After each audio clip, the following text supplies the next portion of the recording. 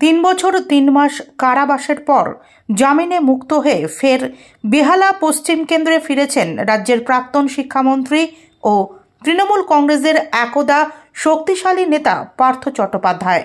তবে দল তার পাশে নেই, এই বাস্তবতা মাথায় রেখেই এবার সরাসরি জনতার দরবারে আত্মসমর্পণ করতে চাইছেন তিনি। সেই লক্ষ্যেই ম্যান্টনের তৃণমূল পুরনো কার্যালয়ের সামনে বসানো হয়েছে একটি বিশেষ বাক্স, জনবাক্স। উদ্দেশ্য এলাকার মানুষের অভিযোগ, মতামত ও তথ্য সংগ্রহ। গ্রেফতারের পর থেকে বন্ধ হয়ে থাকা ম্যান্টনের অফিসে একসময় পার্থ চট্টোপাধ্যায়ের অস্থায়ী বসার ঘরও ভেঙে ফেলা হয়েছিল। বহুদিনের সেই পরিত্যক্ত জায়গাতেই নয়া উদ্যোগে শুরু হচ্ছে তার জনসংযোগ কর্মসূচি।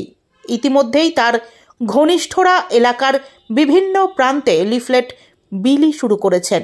লিফলেটে পার্থের সরাসরি প্রশ্ন, আমি কার কাছ থেকে চাকরির বদলে টাকা নিয়েছি প্রমাণ দিন।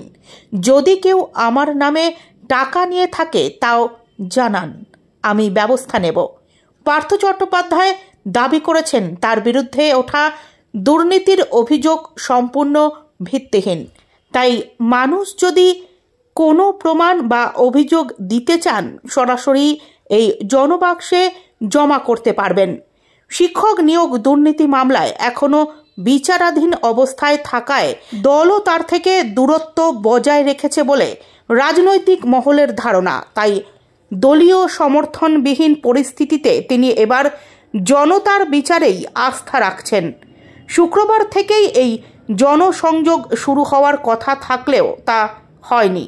এখন খবর, রবিবার দুপুর 1টা থেকেই তিনি ম্যান্টনের পুরনো অফিসের সামনে বসানো ওই জনবাক্সের মাধ্যমে মানুষের অভিযোগ শুনতে পারেন। তৃণমূল কংগ্রেস অবশ্য এ বিষয়ে কোনো মন্তব্য করেনি। দলের শীর্ষ নেতৃত্বও নীরব। দীর্ঘ 3 বছরেরও বেশি সময় জেলবন্দি থাকার পর জামিনে মুক্ত হয়েই যে পার্থ চট্টোপাধ্যায় রাজনৈতিকভাবে সক্রিয় হওয়ার চেষ্টা করছেন তা স্পষ্টই বোঝা যাচ্ছে। এখন নজর থাকবে এই জনবাক্স কি সত্যিই তাকে জনতার সমর্থন ফিরিয়ে পাওয়ার পথে কোনো নতুন আশা দেখাতে পারে।